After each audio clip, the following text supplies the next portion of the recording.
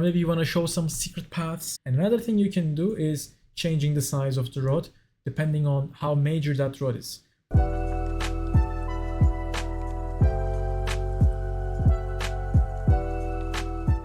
Hello fantasy cartographers, we are back with another episode. As I mentioned before, we will start adding the details, starting with roads, because how do those people go around? We need to learn that. When adding roads, one tip I can give you is don't do direct lines and don't repeat the same patterns and roughness. Maybe there is no bridge, so they're going around the river, or maybe there are some danger there, so they are avoiding it and going a bit far, keeping some distance with a place, maybe a forest, maybe some other place. Please check our existing maps. Even in the places where we have proper city planning and constructed countries, you might see roads that are not quite straight. So a medieval setting will make it inevitable to have roundy roads, like not straight roads. Let's take from here to add here, crossing here. You can also sometimes do shortcuts.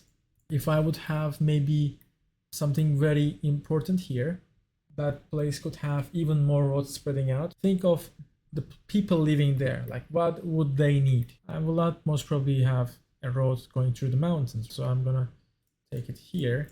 And yeah, that's it. This one, if these people wanna go here instead of here, it's adding a detail there. Maybe we could have a road here that goes like this and then comes back here, and you would be like, that doesn't make any sense. It would, because what if you had a reason to avoid this road for a very long time? Maybe some invasion, maybe change of borders, so those people had to make new roads around, or maybe some magical reasons, monsters, etc. But in general, not many people pay attention to those details, and as long as you're giving it a natural look, most of the people will not really think much of your road. So be chill. It's not gonna be the end of the world if your roads don't have so many ideas put behind them, so chill.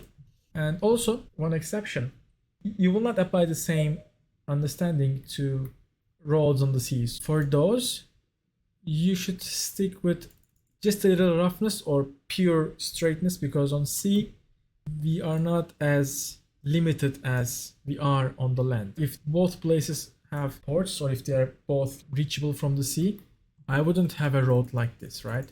Like, it wouldn't make sense. I would probably have something much more straight, maybe like this. It can be a little bit wavy, or it can be fully straight. Just check the trade roads on the sea or some cruise ship roads, and you will see if there is some port here. They literally go like here, and at some point they know where to turn and they just literally go straight. So in seas, the land rules don't apply to them. But of course you can add more detail to it. For example, if there was some danger here, maybe instead of people just going like this, maybe they could just, like, it wouldn't be a terrible idea as long as you have some reason to it. Imagine if I had some monster there. One more tip, when you add roads to your seas, I recommend you to have a different color. And I found that light colors such as white fit the best for that. I find this to be nicer. And also you can have more types of roads. And another thing you can do is changing the size of the road depending on how major that road is.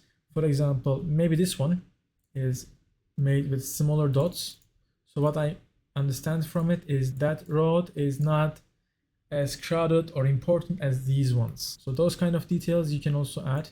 Or maybe you want to show some secret paths, you want to show some roads that are not used anymore, but they still exist and maybe like only villagers are using it. So for those kind of details, you can also change it and add more variety to it. You can have different types of roughness. Like if it's just this mountains, it can be more rougher. If it's not mountains, it can be more straight. You can use different sizes to also separate the kinds of roads. You can use different colors to also categorize the roads. All right, that's it for this video. Our next video will cover adding labels. Please let me know if I am missing anything, or if you have other tips that I forgot to mention. So let's help each other out on the comments below. Hands up if you are enjoying this and if it's helping you. And I will see you on the next video. Happy mappings.